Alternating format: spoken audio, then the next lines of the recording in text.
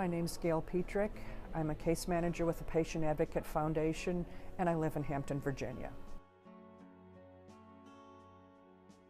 I was asked to present my story as caregiver for my mother who has advanced Alzheimer's. She has been in my care for about 10 years now. Started out actually living in my home with me, then transitioned to assisted living, and now is in a skilled nursing facility. So I've kind of been through all the steps of the journey. For 3 years, I went to work, I came home and took care of my mom, and I would sneak out to the 24-hour Walmart or Walgreens in the middle of the night when I knew she was sleeping most soundly and do my shopping. And that was pretty much it for 3 years. And that is extremely isolating.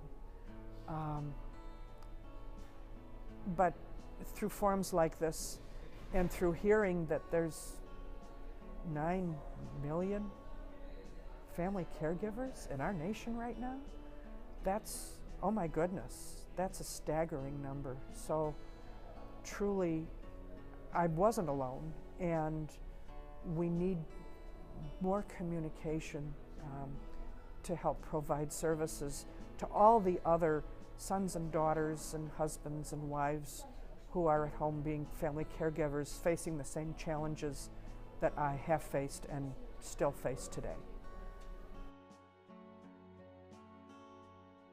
The challenges of just finding services for her, such as a CNA, to care for her when she was in my home because she couldn't stay there by herself. The physical and emotional toll that family caregiving took on me, the 3 years that she was in my home, and I was, besides the CNA, I was the sole caretaker for her. Finding facilities, the financial challenges of getting access to her finances so that I could pay the bills for her, the challenges of becoming her legal conservator and guardian, the challenges of transitioning her to a long-term care facility and getting long-term care Medicaid for her once the assets ran out. That's all been a challenge.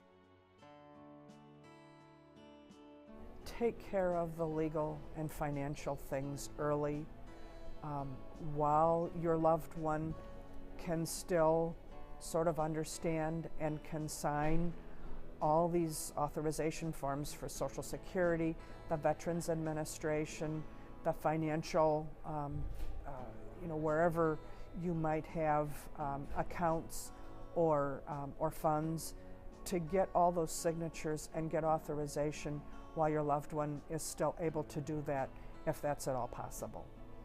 Because it gets much more challenging if you have to go through the courts and become a guardian and a conservator, and it's also ridiculously expensive.